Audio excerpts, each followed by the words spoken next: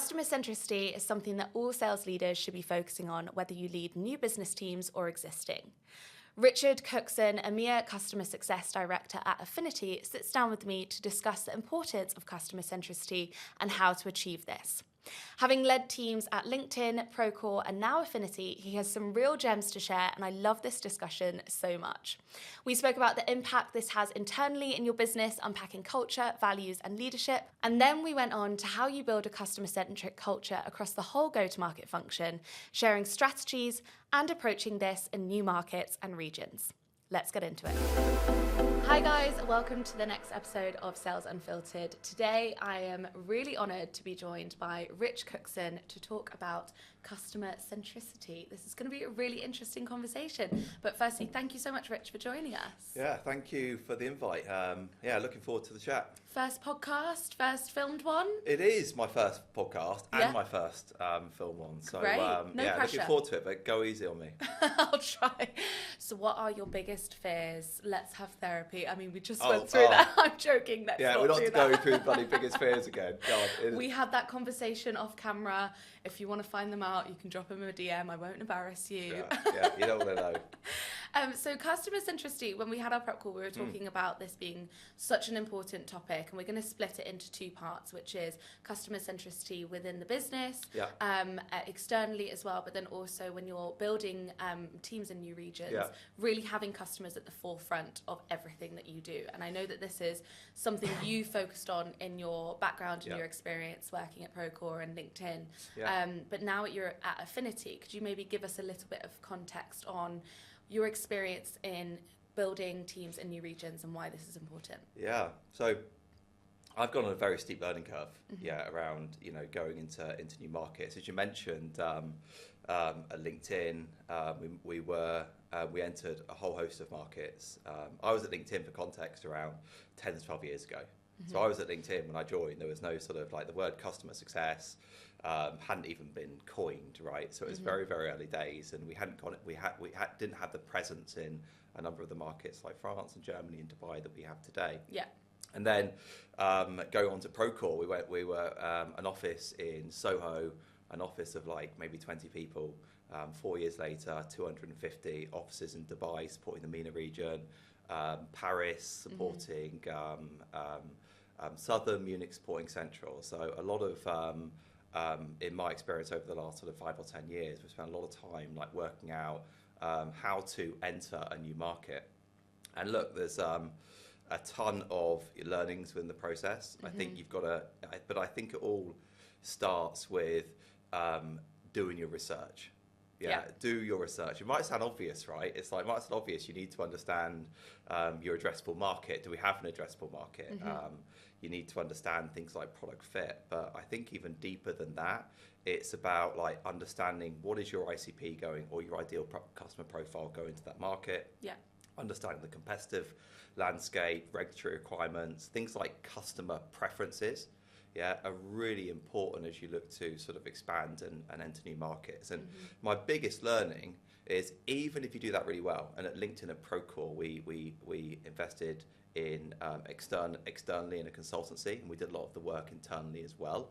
But even if you do your research really, really well, you probably know less than 20% going into that market. So you need to be prepared to be super agile, to learn, stay really close to the customer, and then iterate, right? The worst thing that you can do is, if you're an American company, drag and drop, within your approach within like whether it's in France or in the MENA region. You're going to fail very quickly, and worst case, you're going to damage your brand within that market.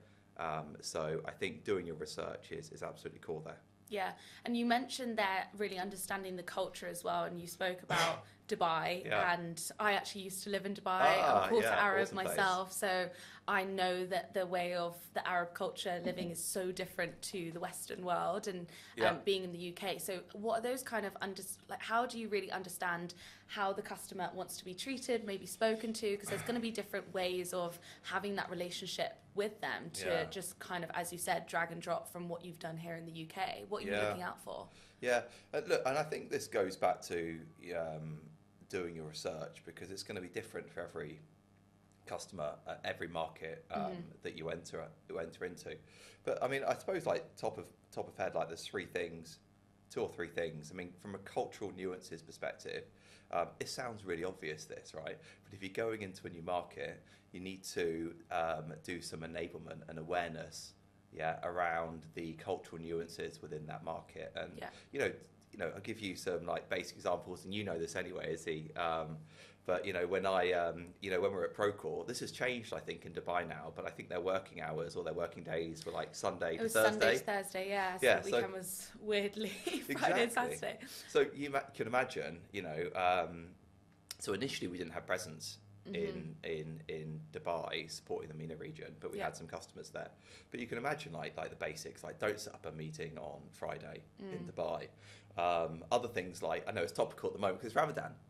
Right, so if you're greeting a customer today, it's Happy Ramadan. Don't turn up with like a Coke and a big cheeseburger. I wouldn't want to if I was like fasting all day, and I was like hungry and wasn't able to sort of drink. So I think it's like those basics and those small things go really well, because that region more than any other is about.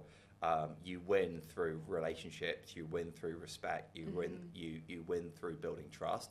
So it's incredibly important when entering that market is to lead with empathy. And I think that's a big part of the understanding the cultural nuances, and then making sure that you're not only enabling your reps, in terms of how you engage, and it's different within Dubai than it is in Saudi, for instance. You have to think about other things like potentially dress code, but then really building strategies that work specifically for that market. Yeah, I mean, we even here at Wiser, even though we're in the UK, we've got people that celebrate Ramadan and different cultural holidays, and we always try internally to make sure that we're being as diverse and supportive. As it's all about education, like asking those questions, speaking to people that maybe are celebrating Ramadan and asking, right, how would you like me to behave around you? Are you okay if I eat? Do we need a prayer room? Do we need somebody for you to go off? And so you really need to think, if you're thinking about that internally within your company at the moment in the region that you're working within, then you definitely need to emulate that as you expand. Exactly. But it is such a beefy topic, and it's really difficult to get right, probably. Would you suggest that people have like training? When do you bring in external trainers to really educate people about the culture that they're moving into, or is it just something that you kind of would put on the leaders that are then just infiltrating through to the rest of their team? Yeah, I think so. I've seen it done a couple of ways. One, you need training. I mean, stating the obvious. But I've seen it both LinkedIn and Procore. We've had external trainers come in, and they're doing like half a day, and it's not like a bang, one and done. It's continued sort of like education enabler around that. So frontline reps, especially if they're based in UK, serving that profile of customer in that country, have everything that they need. So, but when at Procore, we actually pretty soon after we had sort of customers within the region, we hired an amazing GM for that region. So instead of going externally, he took responsibility for doing a half-day session and really educating everybody on the MENA region, helping us think differently about our go-to-market strategies from a customer engagement point of view, helping us really understand how we should be turning up to our customer engagements, face-to-face or calls, to make sure that we really understand the customer in the market that we're effectively serving. So there's a lot of great external companies that do it, but if you do have the resource and the experience internally, then that's definitely a way forward as well. Yeah, and when we spoke previously, Rich, I mentioned to you that I had Anoop Kira from Attentive on this podcast. He was talking about how he expands into different regions as a go-to-market leader and structuring of the team. And one of the core things that he mentioned to me, which we spoke about briefly, was having a landing team. So if you're expanding into a new region, it is really difficult if you are trying to create the whole culture of the business and emulate what you've got here in the UK, for example. So he finds it really interesting and important to bring somebody from the home region to that new place so that they can kind of infiltrate the culture, set the standards, and make sure that you do have that link. Otherwise, you are setting up two silo businesses, and they're completely separate entities that don't feel like one same business. Is that something that you've done in your experience, or like what would your view be on that? Yeah, I've done it both. We've done it both ways, Right. in sort of past lives. I think that's a very common strategy that works, because ultimately you want that landing team, you want that business's sort of DNA within the region, you want that level of expertise to ultimately go in and hit the ground running, and I think that can be really effective. It's actually what Procore did. So when I joined Procore and formed part of the leadership team there's about 20, 30 people, and I think like maybe 15 they'd flown over from the US. That was the landing team. They had so much experience around all of those core roles. They had all of the expertise on the ground locally, and it was very, very effective. The other play that we made, going back to the Dubai example, is we just hired over there, so we didn't have a landing team. So I think whether you have a landing team or whether you put a team there, I think it goes back to you need to do your research. I think as you go into any market, be prepared to do things that don't scale. Be prepared to go in and go slowly, spend time with customers. It's painful, it's really expensive, but find out what works and then you scale. So, when we entered both LinkedIn and Procore, we entered MENA, even if they were like maybe a 5K customer, everything was one-to-one, hand-holding, white glove treatment. We're spending as much time with the customer as we can. We're gathering that feedback, we're listening, and then finding opportunities further down the line to scale our efforts. So whether it's with a landing team or you put someone in place, I think do your research. But in the example where we hired the team in MENA, there wasn't a landing team necessarily, but there was a lot of focus and a lot of support from the business at Procore, and lots of trips over there just to make sure that when you went into that office in Dubai, it felt like a Procore office in terms of the values the company represents, which I think is really important. Yeah, and it's important for you guys to have that presence there as well, that they're not like, who's Rich? Where is he? Exactly. Never heard of that name before. Yeah, exactly. And then as a leadership team, from that perspective, how are you communicating with that team in a different region? Because if you are hiring, like you said, where you hired out in Dubai and you didn't have that landing team, are they working as their own leadership team, or are you having regular check-ins to make sure that you are all aligned as a business? And also probably very helpful for you to hear when we're talking about customer centricity and feedback from the customer of, well, we're trying it this way and this is actually really working for us. Have you guys thought of doing it like that, or maybe it wouldn't? Yeah, so initially we didn't have a manager over there. I had a manager that was reporting directly to me that managed the team out there, and we had implementation, we had customer success, we had an amazing sales team out there, and I think so.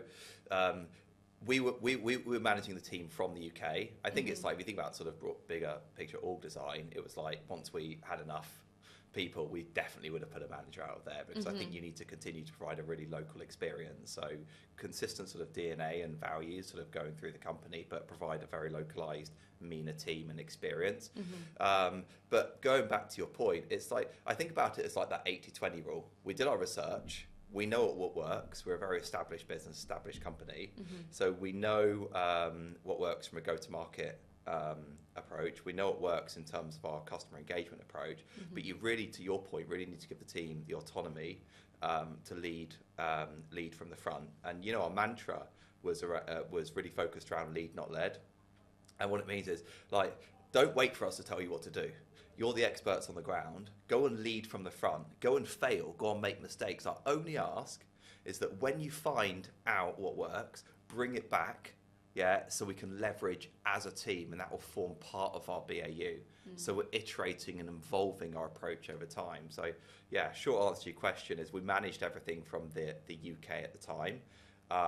So there was sort of consistency in terms of approach, and we had, from a leadership perspective, we had a lot of experience within the UK, but we really provide them with a lot of autonomy to go out there, and we listen to them because they are closest to the customer, right? So they provide so much feedback on the ground that enabled us to continually iterate the customer service or the experience that we're providing to our customers. We've spoken a lot about how you would launch in a new region, and I love that point of you're really giving your team the autonomy to go out and try things and also building that trust. And the other prong to this conversation that I want to discuss now is really having customer centricity at the core of your go-to-market team. So regardless of whether you're scaling in different regions, where you're focusing at the moment as a sales leader, how is and why is it important to put the customer at the forefront to build your business? Because that seems, I mean, I know the reason, and it's a really, really interesting perspective from you, but how does that have an impact into how your business grows? I mean, I think, if you can help the customer win and you can help the customer see value from the solution that they've invested in, that's how you're going to be able to expand revenue and grow the relationships. So I think both at LinkedIn and at Procore or Affinity, like every decision that we make is centered around what makes the most sense, for the customer. And you're not just talking about the CS and AM team, you're talking about the whole go-to-market team. The whole go-to-market. I think that's the most important thing. It's everybody. I think everybody in the company is serving the customer, and as a CS and sales leader, regardless of every single initiative that I've ever driven within a company, has only been successful with deep collaboration with other teams, including sales, including product, and including marketing. So I think everybody has to be aligned to a very North Star, right? Everybody wants to grow our customer base. Everyone wants to expand the customer base and generate revenue, right? So if you have that as a North Star metric, how do we do that together?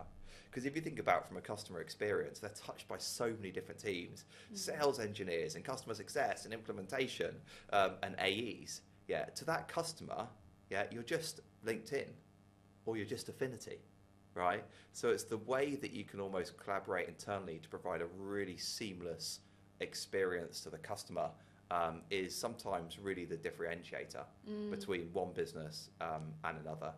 So I think that collaboration internally, and I think that has to form part of the values of a business. That has to form part of the DNA, being able to collaborate as one team and put everything through the lens of how do we move our business, how do we move our customer forward. It's not about me and I. It's not about customer success versus sales or sales versus marketing. And we spent a lot of time on that at Procore, really establishing those fundamental values. So cross-functionally, we were aligned in terms of what we were there to do. And it wasn't for sales to win or customer success to win.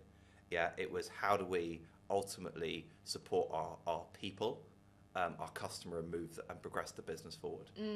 I mean, you hear from sales leaders that are leading that new business team, we talk a lot about buyer enablement, but I think actually customer enablement is so important. And I wouldn't say which one's more important, because obviously you want to enable the buyer to bring them on, but often when you have that approach and you're just thinking about how do we drive more net new revenue, and you're not actually thinking about, right, well, how do we look after the customers that are already using us, and they are really ultimately the success of your business. If they don't adopt your software, if they don't renew, if you can't upsell them, then you don't really have a strong business case, do you? No matter how much new business people are bringing in, that's your reputation.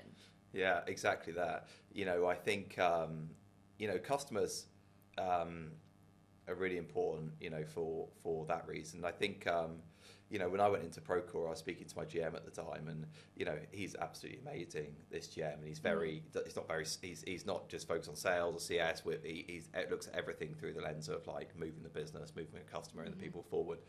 But I remember a conversation. I said, hey, at some point, our existing customers will generate more expansion revenue than you will from your new ARR. It's not a if, it's a when. And that will happen across every startup journey. You will generate more revenue from existing customers at some point than you will in terms of your new ARR. And it's much, much cheaper to do that. So I think it's, and I suppose the other thing as well from a customer perspective is, how do sales win new deals? they win new deals through from the customer advocacy bucket. And the customer advocacy is everything we're doing on references, everything we're doing in terms of case studies, events that you can really bring into the sales process to get the customer selling the value of your solution for you. So I think it's just incredibly important for every business to have customer at the center, and that needs to be understood cross-functionally within both sales and customer success. I think customer advocacy is such an important topic, and people should be utilising that a lot more. And how, what to your point there of bringing teams together, because already, and this will be a two-pronged question, we're already seeing customer success and account management merging. People are no longer just targeted on making sure that the customer is happy and what we used to call customer success. It's right, how can we make sure that we are seeing the white space where they're not using the platform to its highest of ability, where they're maybe they could be upsold to a different product, or we could educate the customer on a different area that would really help drive their business forward and have that mutual success plan. And with our retention seekers community, with account managers and CS, so many people are targeted now on revenue, even if they are in CS. So do you think, because of what you're speaking about, this is why we are seeing that blend? Because it shouldn't be you do this and I do this. It's like, let's work together as a team to make sure that the customer is happy. Yeah, I think so. I think, I think there is, to your point, I think with what we're seeing with advances in technology and customer insights systems, if you think about Hook that we were talking about before, or Gainsight, what it's doing is it's helping account teams to take the blindfold off and really understand where they should be prioritizing their efforts, where they can make the most impact to the business and the customer, and that really feeds into white space as well. And I often think about it like, I think customer success is going through that sort of journey of it's becoming increasingly commercial. I mean, 5 years ago, it was all sort of gross retention. Now it's like net retention, or there's lift, and you hear about sort of CSQLs and things like that. For me, it's about doing it the right way. And if you've got the insight, I mean, customer success spends 10x the amount of time with a customer than a sales professional would. And it's about using that insight, using what you know about the customer, what their priorities are, what's causing the most pain, and gives them then the opportunity to product match stuff to the things that they care about. So it's not about, I don't think it's about sort of damaging the integrity of anything within CS. It's about helping the customer leverage the solution and leverage your offerings in a way that best aligns to the things that they care about the most. But yeah, I see, Affinity compared to Procore and LinkedIn. I mean, my team is responsible for renewals as well. So it's a customer success team, it's a commercial team, and they're responsible for renewals as well. But everything that we do is focused on how do we drive more value, how do we grow the relationships, and the impact of that is that you'll be able to grow revenue as a consequence over time. And then when you talk about driving success with the whole go-to-market team and bringing new business and account management CS together, as a sales leader, how are you communicating with your teams to make sure that everybody is singing off the customer hymn sheet? Because I think some businesses might struggle with that. There might be that new business side is really focusing on the new logos and not necessarily all cohesively coming together. So what's some advice that you can give our listeners to really make sure we're all working as one team? Yeah, you've nailed it really. I think that is a really important point in getting real clarity around roles and responsibilities there. As we're continuing to see almost, that emergence. And I think that it's on the leadership team, right, to provide clarity in terms of in terms of swim lanes and where we're collaborating, because the worst thing that can happen is you're sort of butting heads. Right, and I've seen that before, and we've had those challenges in early days at LinkedIn for sure. I think the way that we're solving for it at Affinity is to really make sure that we define roles and responsibilities of the respective teams, understand So it involves a lot of communication between the teams, but really understanding like where does CS operate, where does sales operate, and where we meet in the middle. You know, and we conduct things like quarterly business reviews together to say, hey, right, my team are predominantly measured on churn, right? So the account teams will work together, and CSM will say, hey, I'll focus here. These are the big opportunities, so it makes more sense for you to sort of lead that conversation, and this is where we meet in the middle. So provide those clear swim lanes, roles and responsibilities, but making sure it's a very collaborative process, so that each role understands going into the next quarter or the next half year where they're effectively going to collaborate, and as I mentioned before, you know, where they need to potentially do things differently and service different profile of customers, but where they need to meet in the middle as well. Do you think there's a risk, though, to collaborating too much when you are bringing the new business team along with the account managers and the CSMs, and you're thinking about maybe renewal, like upsell of different products, and you're bringing the AEs into that conversation? As a sales leader, that compensation conversation could probably get very difficult, because whose customer is it? Like, who's done that work to be able to be compensated for that upsell? Yeah, I mean, that's a great question, and it's something that I think is very topical right now. You know, so my team manages Affinity renewals, but if there's a large upsell opportunity, then we would bring in sales. Right. And look, I think there's always, you know, pros and cons of each approach. But I think it makes sense. I think, you know, what sales, I think you have to, you know, value their experience. You know, they've got so much, you know, experience and negotiation experience that they bring to the table in terms of those bigger deals, how to navigate, where to reach out to an additional buyer. And I think certainly for Affinity, that approach makes sense. Look, I don't think there's like a golden bullet for it in customer success. You know, at Procore, it was very clear. Customer success didn't own the renewals. We had sort of a renewals team and an AE that owned the renewals. So that provided more clarity in terms of roles and responsibilities. I think Affinity and other businesses where customer success owns some of the renewals and sales own others, I think collaboration and communication is really important. And I think if you do that well, if you do that really well, each rep understands this is where I'm going to be spending my time. As I mentioned before, within the next 2 quarters, the CSM understands where they're going to be focused on and what that looks like. But, you know, operational excellence sits in the grey, right? There will be some duplication, and I view that as positive. There will be some customers where they both need to work together because it's a large upsell. You need that commercial skill and negotiation skill, but the CSM has all of the relationship and has all the context.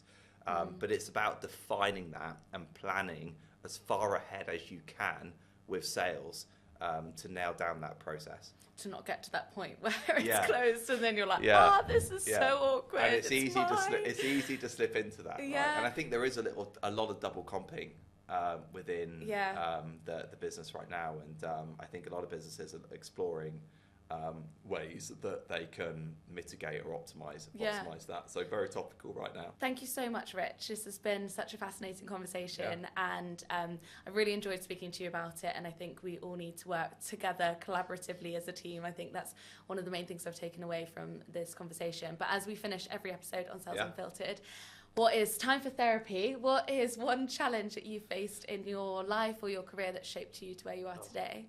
Yeah, I think for me it was, I'll answer this from a career perspective. I think for me it was becoming a first-time manager was the biggest shape. And I think like it shaped me the most. And I think the reason for that is, and look, this applies to so many first-time managers out there. For me, I was a top performer. I was at LinkedIn. I was one of the first, if not the first, cohort of CSMs ever to go to President's Club, because before that it had been a sales game. You know, amazing results. Got promoted to manager because of the results. I thought, this is easy, right? I'm great at doing what I do. I know all the answers to all the questions. All of the team are mates of mine. I love the sales partners. This is going to be easy. And then as I stepped into that role, I realised pretty quickly that I was so out of my comfort zone. Yeah, and 80% of what I needed to know, or 90% of what I needed to know, I just didn't have any experience with whatsoever. And to give you an example, so jump into the role. One of the first conversations I had was with somebody that was going through some major challenges and life events, and I was like a 23-year-old bloke that could no way empathise with that. No way empathise, no matter how much I tried. Yeah, I couldn't empathise with it. So I was like, I couldn't navigate the situation. You know, I think another example would be I had to pivot from me being an IC, knowing how to run my book of business, to the only way I will succeed is how I unlock potential and get the most out of my team so we hit our collective and individual targets. So that was a big pivot. I was making so many mistakes. I used to hire people, you know, in my early 20s, like they call it like unconscious bias, yeah? I used to hire people that were just like me. I'm like, yes, that's a really good point in the interview process. I just hired. And it strokes your ego because you're like, well, yeah, I am right. I Because am you've right, said the thank you same very much. thing And I as me. did. And I just did it completely unconsciously. And so I made so many mistakes. And I think this is why it's a pivotal part of my career, because, you know, the skills that I needed were around delegation. It was like how to unlock potential, how to move from like telling people what to do to coaching, how to motivate and inspire a team, how to communicate effectively and take them on a journey. Where are we now and where are we going? And I didn't have all of those skills, any of those skills. So what I did is I just surrounded myself with experts and mentors, and that's something I do today. I've got tons of mentors that I leverage today, so amazing ones that really fill so many of my blind spots. So that's what I did at the time, and I was able to sit down and they helped me think differently and helped me think unconstrained around some of the challenges that I was facing, and that enabled me to serve the team in a much, much better way, right? And it was just a huge, steep learning curve. And I think the lesson for me is, aside from don't go into any situation think you know anything, because I didn't know anything, and I really needed to go into the situation with a complete learner mentality. I think the lesson is just surround yourself with mentors, and who can help and guide and navigate you through that transition or journey that you're on. As I said, I have tons of mentors. Some of them are on this podcast today that I reach out to ad hoc for certain topics. Like, I'm struggling to communicate X, like help me. Like, how would you do it? And they will coach me and help me think differently, right, about a challenge or an opportunity. So I think that was probably the most pivotal, because I was just in the deep end. I was out of my comfort zone. I weren't at President's Club anymore. Quickly. You're like, oh no. I thought I was just going to be absolutely great, and I was totally rubbish. Right? And if I didn't have that, if I didn't proactively engage and seek out mentors that filled so many of the gaps that I needed to really best serve the team, I would have been out the door in a period of months. So, couldn't recommend making sure that you have your board of directors, as something sometimes called. Making sure that you have those mentors that fill all those blind spots. These are the people that are going to help you get out of tricky situations. These are the people that are going to help you progress. These are the people that are going to help you serve the team better than you ever could. Well, you've definitely learnt so much from that, and it's really helped you shape how you are as a manager today. And thank you for being vulnerable and honest, because I think that's quite difficult for people to admit that actually they got a lot of it quite wrong. But if you were to look back at 23-year-old Rich, do you feel like you moved into management too early? Like, would you have changed that, or are you really grateful for the lessons that it did teach you so early on in your career? A bit of both. A bit of both, because I think that sometimes when you get thrown in the deep end, if you take the right approach and you have the right attitude, I think that's where you learn really quickly. Was it too early?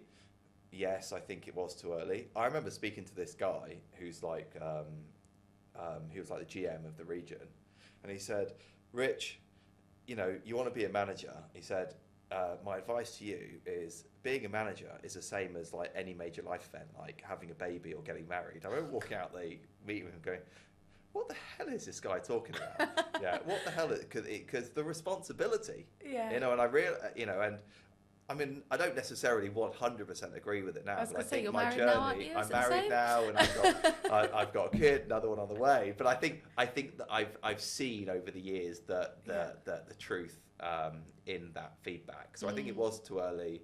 Grateful for the opportunity, grateful to my leader at the time, and in terms of what they saw in me, because it put me on a very steep learning curve and made me the professional that I am today. Yeah, good answer saying it's not the same as marriage. I think your wife would be very unhappy. Yeah, exactly. There's some truth in it. I still sorry? don't agree it totally, but yeah, I think there's a lot of it looks easy management sometimes, and it's great when the numbers are red and the team are happy and everyone's engaged and there's no layoffs, there's no this.